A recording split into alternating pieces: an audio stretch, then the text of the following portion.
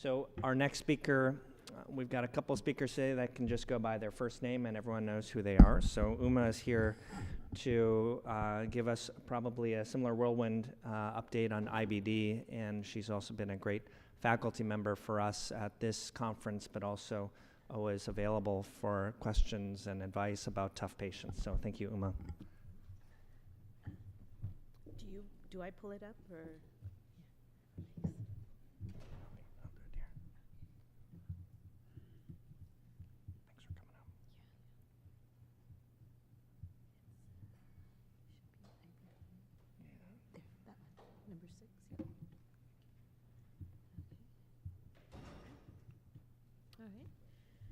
Okay, well, thank you, Eric, for the invitation, and it's my great pleasure to be at NCSCG. We have a lot to cover, and I'm just going to try to point out the key highlights of each one. These slides are part of the PDF that you should have access to, and I will say that the slides were created as part of Cornerstones, their Best of DDW set, which I'm part of and helped create, so I want to give them due credit.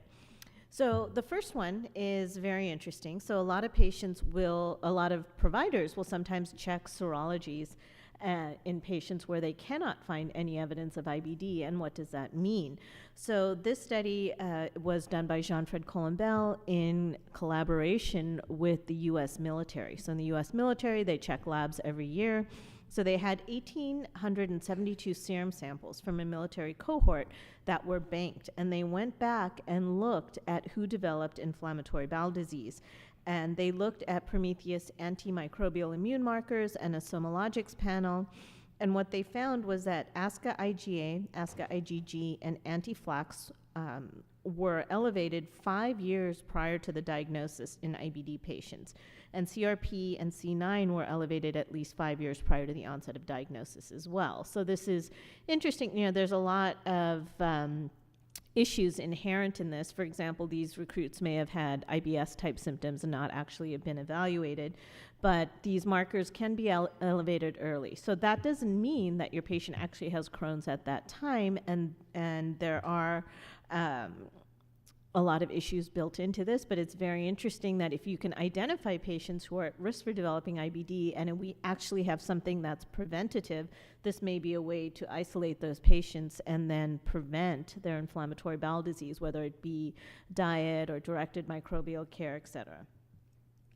What about CMV? So as part of the algorithm we have at UCSF, which was developed by Ryan McConnell, who's now at PAMF when he was a fellow with us, and also by Sarah Lewin, one of our new faculty, we developed a smart set and a order set for the hospitalists and the fellows that take care of patients with IBD. And part of that is to do a FlexSig with biopsy for CMV.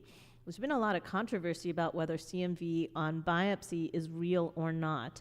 And what Mayo Clinic finally came up with is the amount of CMV does have relevance. But if your patient has CMV, it can impact their ability to recover from that bout of ulcerative colitis. And what it probably really is a marker of severe disease. But this study from the National Inpatient Sample showed that IBD hospitalizations with CMV are rising, particularly in ulcerative colitis patients, as you can see here.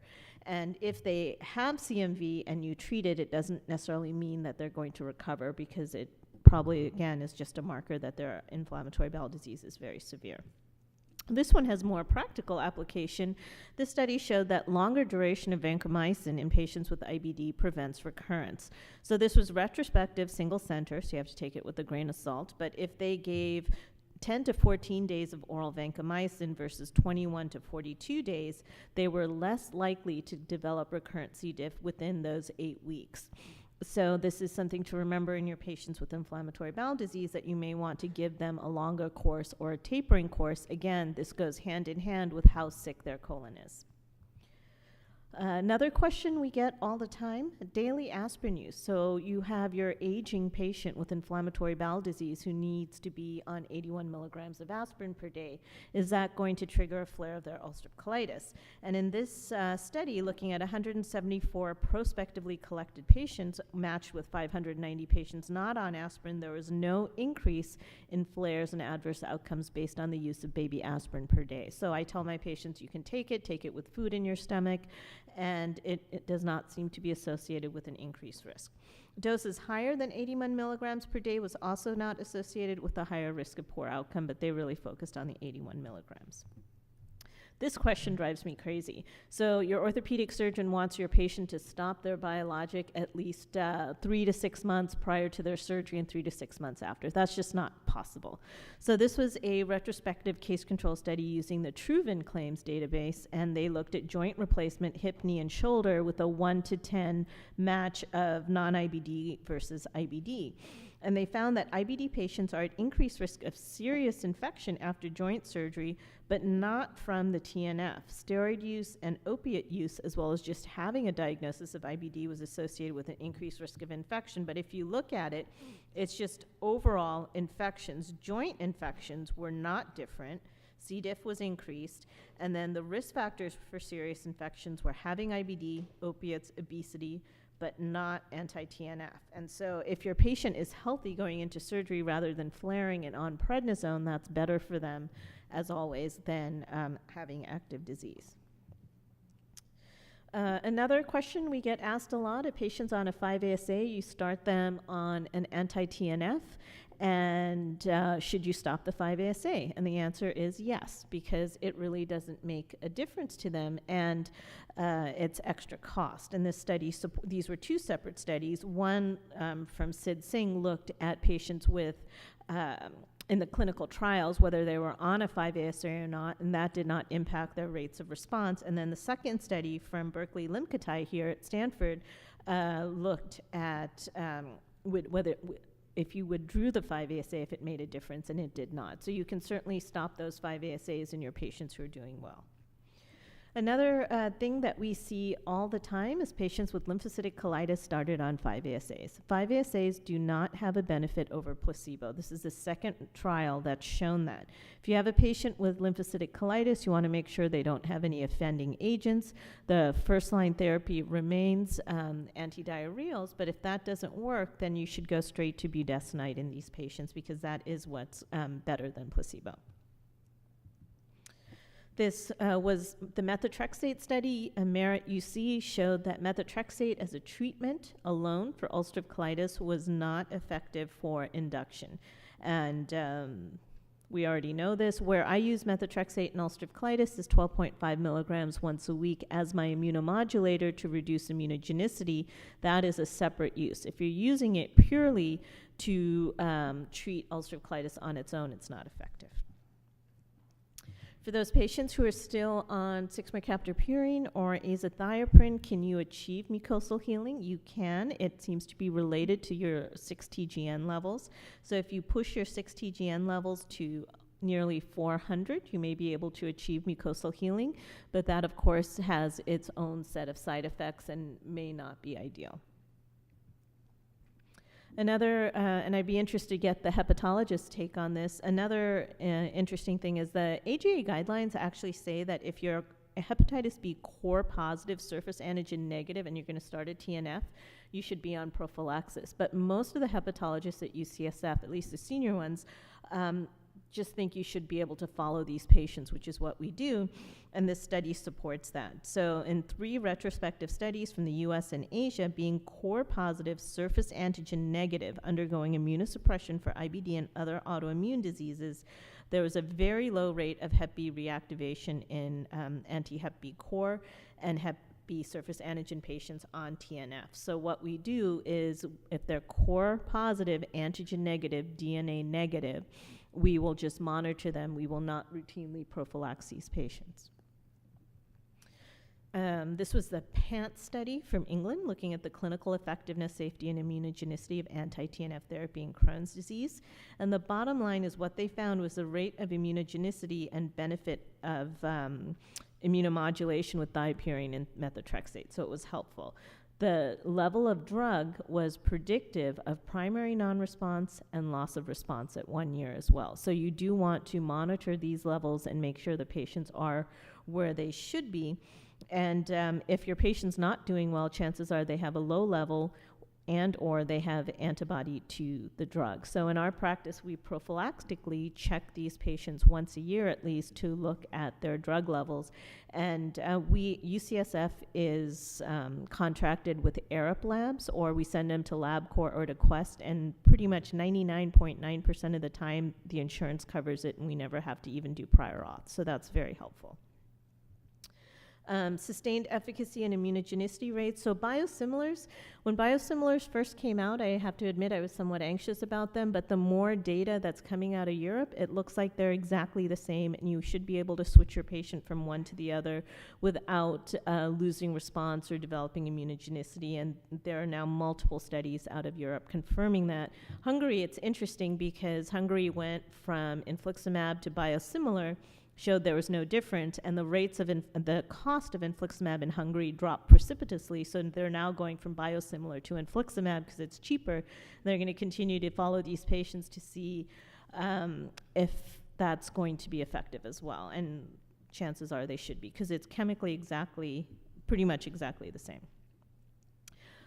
I just finished 2 weeks of consult service with the brand new first-year fellows, and one thing we kept seeing over and over again was immune checkpoint inhibitor colitis. So this is a big deal, as they're using these immune checkpoint inhibitors, whether it's the anti-CLTA4 agents like ipilimumab, and in combination or alone the anti-program death ligand, anti-PD-1 like nivolumab. You're seeing a lot of colitis in these patients. And when you use them in combination, the rates can be as high as 50%. So this was a systematic review of 1,800 studies, total of 983 patients. And this 62% of patients who get steroids, this color is actually opposite, but 62% of patients who get steroids will respond. In those patients who don't respond to steroids, 86% will respond to anti-TNF. So you usually just have to give one dose of anti-TNF and it'll put them into remission, and if they're doing well, you don't need to continue it. So this is something we are all going to be seeing much more of. This was an interesting finding for vedolizumab. It may be an option for chronic antibiotic refractory pouchitis. This is just 19 patients who received vedolizumab, and 74% had an improvement in both endoscopic and total PDAI scores. So this is not Crohn's, this is true pouchitis, and so something to be considered in those patients with antibiotic refractory pouchitis. This is one thing that we talk about in clinic all the time. The first time a patient is on a biologic, if they're doing well, I may do monotherapy. But if it's their second biologic for whatever reason, insurance, loss of response, antibody, etc., I always use a immunomodulator. And this study supports that. It says that this was a 2-center prospective open-label randomized trial with 2-year follow-up. And patients who had an immunomodulator with their second or more biologic were more likely to stay in remission than patients on monotherapy. So if you're going to use monotherapy and you do it for the patient on their first biologic, fine, but after that you really should be using combination therapy for sure, because they are more likely to rapidly clear the drug, more likely to develop antibody with the second agent. Okay, so I'm going to spend a little bit of time talking about tofacitinib since it was just FDA approved on May 30th this year. So this is a drug that you can now write a prescription for, and it's a very effective agent. The indication is moderate to severe ulcerative colitis. Before we start patients on tofacitinib, we want to do the usual, check for quantiferon, check for Hep B. I'll do basic IBD labs, CBC, liver enzymes. Ideally, you want to vaccinate these patients. You want to start before you give the drug, but if not, just give it at some point. And we now have an inactive shingles vaccine called Shingrix, which all your patients on biologics can get while on biologics because it's inactive, and so we recommend to all our patients they get it. to take a step back and talk about Shingrix children, so if you have somebody who's young who had the varicella vaccine, they are still at risk for developing shingles. And so if those patients are older, then they should get the Shingrix everyone over the age of 50 should get the Shingrix vaccine. Anyone younger than 50 being started on tofacitinib should get the Shingrix vaccine. The dose of tofacitinib is 10 milligrams twice a day for 8 weeks, which is the induction. If they fail 8 weeks, or if they don't respond at 8 weeks, you can give another 8 weeks of induction. If they don't respond at 16 weeks, they're a failure. At 8 or 16 weeks, when they have response, you can decide whether you want to continue them at 10 milligrams BID, which is what I do since most of these patients have failed other drugs, or you can reduce to 5 milligrams BID. We check lipids at week 8, and then we monitor CBC and liver enzymes week 4 after starting, and then about every 3 months if it's normal. So what are some of the data on tofacitinib from DDW? This study just supports the induction. So in 429 induction non-responders, these are the people who responded, these did not, and so you are still able to capture a good number of patients. About half your patients who don't respond at week 8 will respond in the next 8 weeks.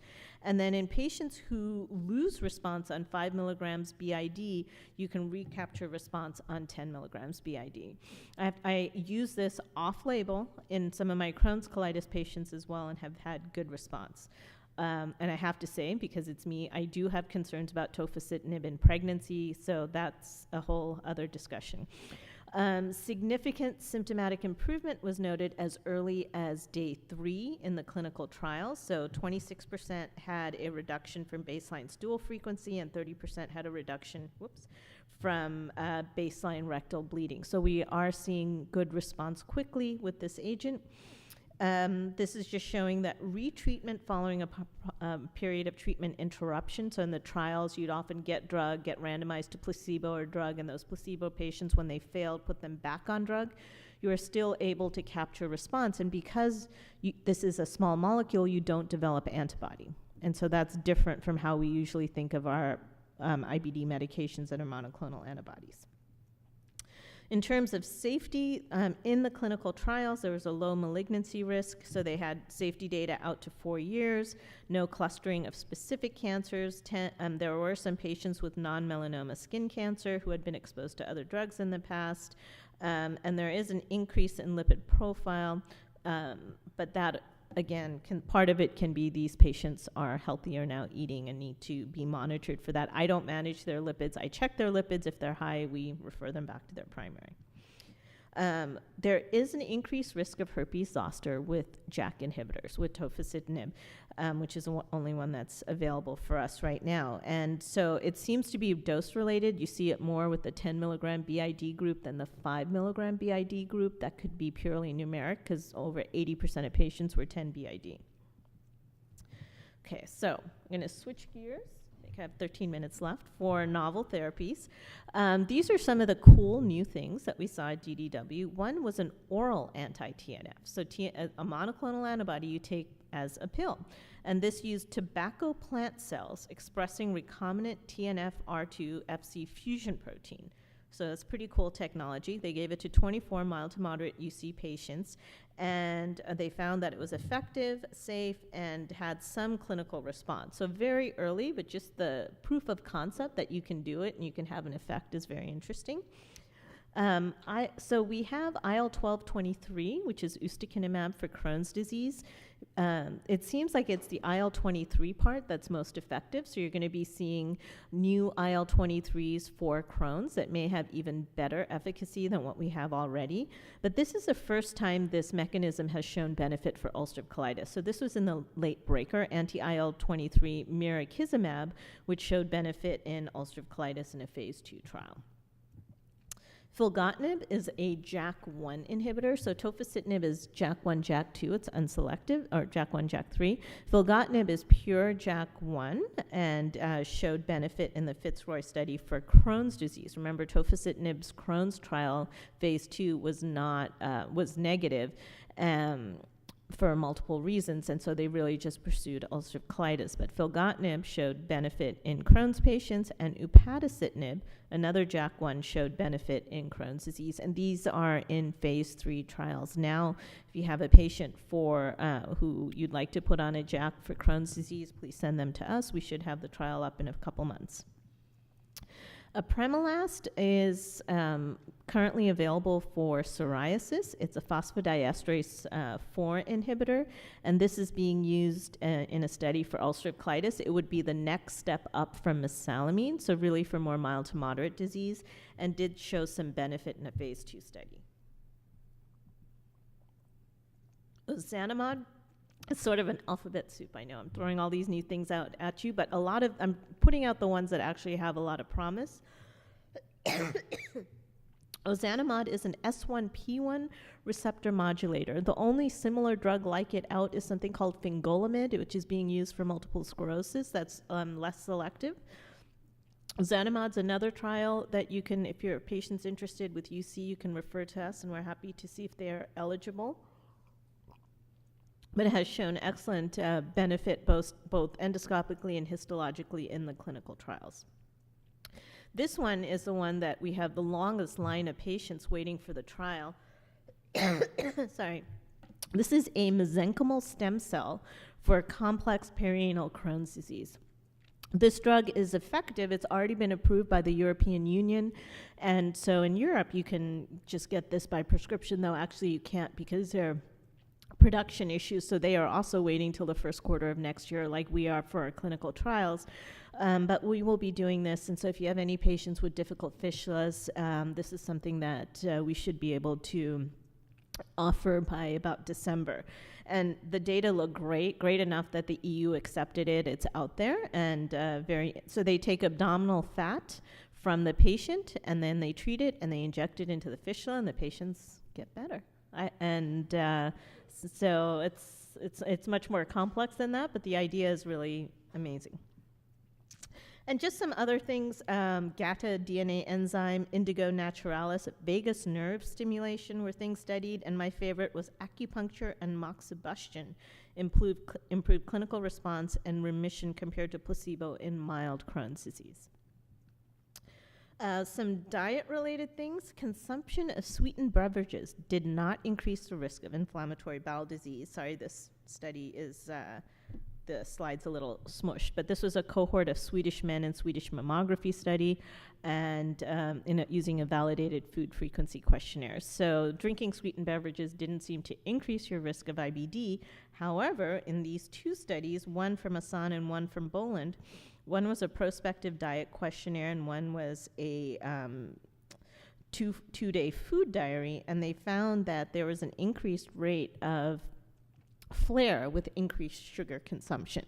So we do talk to our patients about diet. We recommend Mediterranean diet to them, and there is a large PCORI study now, Mediterranean diet versus specific carbohydrate diet for the treatment of Crohn's disease. But don't eat junk if you have Crohn's disease. It's pretty simple. A low FODMAP diet, we do use those because a lot of patients with IBD do have some SIBO, do have a lot of bloating, and this study we use this empirically, but low FODMAP diet does improve functional symptoms in quiescent IBD, makes sense. This was interesting. Vitamin D supplementation reduces inflammation. We've seen some data before from Ananda Krishnan about vitamin D and association with flares at MGH, and this was actually a double-blind randomized controlled trial where they used nanovitamin D, which is just very small, so vitamin D, and they for a target greater than 40. And they found that they were able to reduce disease activity and inflammatory markers. So in our practice, we check vitamin D once a year. If it's in the normal range, which at UCSF is greater than 20, we leave them alone. If it's lower, we supplement. But now maybe we will push the supplementation a little bit. Cannabis, favorite question. This study, of course, is out of Israel, where most of the cannabis for ulcerative colitis and Crohn's disease data comes from. This was a randomized placebo-controlled study. And they used 23 milligrams of THC daily. They had 14 patients in each arm. In the THC arm, there was reduction in disease activity index and Mayo endoscopic score. They didn't compare the the treatment arm and the placebo arm to each other. They just used each patient as their own control, so already red flags. But the THC treated arm had higher rates of memory decline. And then this was a study from Sarah Lewin, who from the Piano Registry, looking at risk factors for perineal tear and poor wound healing after vaginal delivery and IBD, and essentially found that the use of medications during pregnancy and having Crohn's did not seem to increase your risk of poor wound healing. This was ustekinumab in pregnancy, 206 pregnancies. There was no increase in the rate of congenital anomalies. I treat ustekinumab like the other biologics and continued throughout pregnancy, trying to give the last dose so that the patient achieves trough levels right before their due date. Opioid use, also a crisis in inflammatory bowel disease. What's really powerful here is that 1 in 3 opioid-naive patients develop persistence following a flare if they were started on opioids. Do not start your IBD patients on opioids. This is part of our IBD Smart Set and education, and again, we have to thank Ryan McConnell for that because he developed our narcotics handout for the patients, but most importantly, a narcotics handout for our residents and hospitalists, who are the big suppliers of drug to these patients. And really, we want to treat their inflammatory bowel disease. We do not want to give them narcotics, and we've reduced the use of narcotics dramatically after the institution of these smart sets. So please just don't start them. Another thing that often comes up is you scope a patient, everything looks great, you take a biopsy, they have some histologic disease activity. Do you need to push the therapy any further? And the answer is no. If they're in symptomatic and endoscopic remission, you don't always achieve histologic healing, and these studies showed that histologic activity does not predict symptoms in IBD patients with mucosal healing. There is some data to suggest histologic disease may predict risk of flare, but once you've maximized therapy, they're asymptomatic, they're endoscopically looking good, chances are that patient will do well. Sometimes patients want to de-escalate therapy, or you want to de-escalate therapy, and what we discuss with them is that we negotiate monitoring their fecal calprotectins. And this study supports that, showing that fecal calprotectins will start to rise before the patient flares. And you can follow this 6 months, 12 months, et cetera, to see if you can catch them before they flare and reinstitute therapy. Switching gears to dysplasia. So consecutive negative findings on colonoscopy predicts low risk of advanced neoplasia. So PSC patients, we scope every year. Otherwise, it's every 1 to 2 years. And then if a patient has 2 in a row that are completely normal, I will often even go out to every 3 years. And this study supports that. If you have 2 negative colonoscopies in a row, you have a 10% chance of developing low-grade dysplasia. If you have 1 negative and a positive, your rate of advanced colorectal neoplasia is 0.29 per 100 patient years, and there is 1 high-grade dysplasia. If you are a positive and then a negative, it's fairly similar. If you're positive, that's where you really had the highest rate of developing colon cancer and high-grade dysplasia. And what they called negative was no post-inflammatory polyps, no stricture, no endoscopic disease, no neoplasia, with adequate bowel prep and cecal intubation. And you were positive if you had any one of those. This one, is Tanya still here? It's a very controversial one. So this was a meta-analysis, a systematic review and meta-analysis. So the scenic consensus statement had recommended use of chromoendoscopy to further enhance the detection of dysplasia and ulcerative colitis. And the recommendations were mainly based on trials comparing chromo to standard definition white light. Most of us do not use standard definition white light. We all use high definition. So they looked at 3 randomized control trials of standard definition white light and 3 randomized control trials of high definition white light compared to chromoendoscopy. And chromoendoscopy was more effective at identifying dysplasia compared to standard definition white light, but not when compared to high definition white light. So the jury's still a little bit out, and I believe there was just a paper that was published a couple of weeks ago that showed that even if you did chromoendoscopy, if you didn't do random biopsies, you could still miss some dysplasia. So I think it just really comes down to a really good prep, making sure the patient has no active disease. And what I do chromo, because for me it's more fun than doing 32 biopsies throughout the colon. But if you have a really good prep, and I take a couple of biopsies for histology, I don't do random biopsies. But if you have high definition white light and you do a really excellent exam and you do random biopsies, or you do a really excellent exam with chromoendoscopy, you should be fine. The key thing is spending your time looking, cleaning the colon, and making sure you do some sort of surveillance. And I believe this is the last one. So recurrence after ileostomy for Crohn's disease is more common than previously reported. So we always tell our patients, if you have Crohn's disease limited to the colon and you have a colectomy and endoileostomy, your chances of being in remission off medication indefinitely are 80%. That still seems to be the case. But if you have any kind of history of ileal disease, the rates of recurrence can be as high as 30%. But that's still pretty good, but it's very, again, hard to convince patients to get a endoileostomy. But if you have Crohn's disease of the colon refractory to all medication, chances are you will do well with an ileostomy. So that is it, and I just want to, if you want to hear more about IBD, the UCSF IBD Symposium's back this year, November 3rd and 4th at the St. Regis, and then if your kids are on vacation over President's Day weekend and you want to come join us at the Guild Conference in Maui, 2 days of IBD, a day of liver, and a day of endoscopy with discounted registration for NCSCG members. Thank you.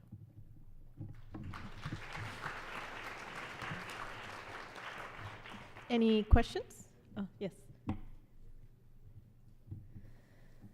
So what do you do with your patient who is really endorphopenic, who's got a lot of pain with a severe flare in the hospital? You don't want to give them narcotics, presumably. Now, does it increase toxic megacolon if you give them narcotics during acute flare in the hospital? And what are your alternatives? Can you use Toradol during a flare? I mean, so ideally with a flare, with a flare, you want to treat the underlying disease. And so we talk to our patients ahead of time. We prepare them. We're like, the narcotics. And very often with narcotics, they feel worse. And when you can convince them to come off of it, if they just started the opioids, they will tell you. They get distended. It hurts more. I wouldn't necessarily say toxic megacolon. You have to give them a lot of narcotics for that. But just they get distended. They get more pain, and they have a higher narcotic requirement. So if you put them in the hospital, start them on IV steroids, and they are not feeling better, despite going to the next step, which would maybe your anti-TNF, et cetera, then that patient needs a colectomy. And so that's, so education and expectations work. And my patients know going in that they are not getting narcotics, and they will refuse the narcotics when the residents ask them for it.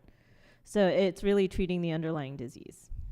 And when you're doing surveillance, if the colitis is still not completely well controlled, is there any benefit in biopsying areas where there's active inflammation looking for dysplasia?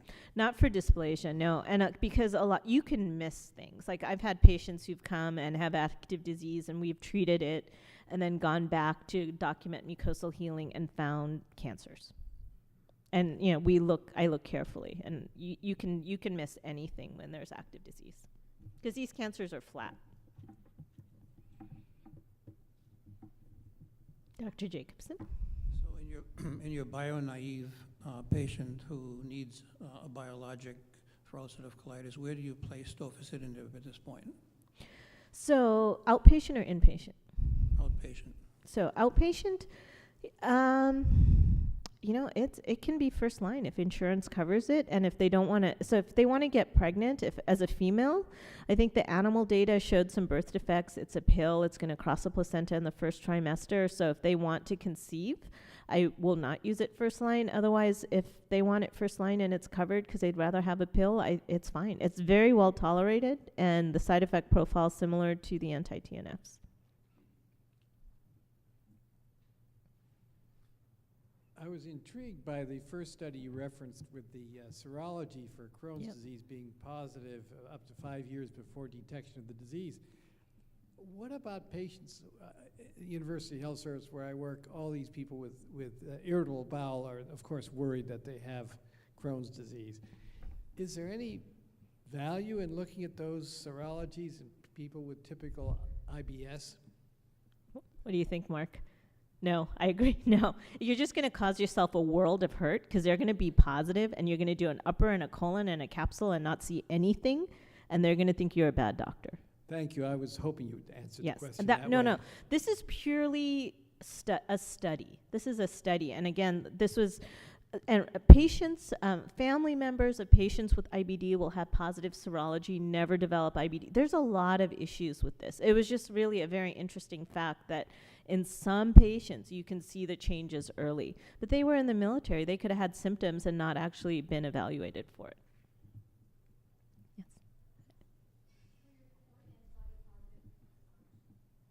For the core antibody positive patients, the ones that you were saying that you don't normally prophylax, is that true of only biologics, or is it the same for immunomodulator therapy as well? For everything. For immunomodulators, we never even checked hepatitis B, quite frankly. And for steroids as well, though perhaps we should. Now we check everyone because we anticipate at some point they might need a biologic. But if they're core antibody positive, surface antigen negative, DNA negative, we just monitor. Any hepatologists here who have something? Nora, do you do anything? You tell me what to do. So we just monitor these patients. Yeah. Uma, how would you handle a patient, an outpatient, who develops a psoriatic reaction to Remicade? So what to do with those patients? Yeah, so 18% of patients who get an anti-TNF will get some sort of skin eruption. We send them to our IBD dermatologist and a HEMO, and for the most part, they get better with just topical treatment. Some people need PDT, but we will often, if they gets to the point where they need PDT or they're unable to manage it, we switch class and we'll often go to ustekinumab for Crohn's disease, which is used for psoriasis and has shown benefit. You wouldn't use you wouldn't use any of the newer anti-psoriatic medications as primary treatment for the Like psoriasis and the Crohn's. Like what? Well, apremilast. Apremilast is experimental. Oh, you mean use apremilast to treat the psoriasis? And Yeah, that's actually interesting. I don't know if I haven't had a patient who's used apremilast for that indication. Usually topicals, for the most part, it's either mild or it's really bad. And so for the mild ones, the ointments work. That apremilast is interesting. Maybe it'll kill two birds with one stone. Thank you. Yeah. Can I ask one last question? Sure. I actually have a patient who is a physician who's on Humira and methotrexate for hard-to-control Crohn's colitis that also has an underlying low-grade lymphoma. So how do you monitor a patient like that? Because he doesn't want to do much else, hasn't responded to much else. So have you dealt with patients who have these risk factors that you wouldn't normally use things like 6-MP? You'd counsel them on anti-TNF. So he has Crohn's or UC? Yeah. Crohn's? Crohn's. And is he in remission on Humira? Yes, finally. And, okay. Humira and methotrexate together. And then where's his lymphoma? It's a low grade. He has a lymph node basically that's come up as lymphoma according to the hematologist. So it's just such a hard thing because we've had patients like this. So I've actually raised it with Dr. Vilayos. Yeah. And I was just sort of at a loss with this. Did you try ustekinumab on him? Not yet, but that was a consideration. So ustekinumab does not have a warning for lymphoma like the anti-TNFs do. I think if it's Crohn's disease of the colon, you can consider vedolizumab, and vedolizumab should have no increased risk of lymphoma at all. Ustekinumab, there have been cases reported, but there are multiple medications, but there's no warning, and so that may be a better option for him. I would discuss with his malignant hematologist and come up with a plan. The methotrexate, they're probably not worried about. It's really more the anti-TNF. And from the JAMA article, there is a 1 in about a 2,500 risk of Humira monotherapy in someone who's never been on azathioprine. Yep. Okay. Okay, sure.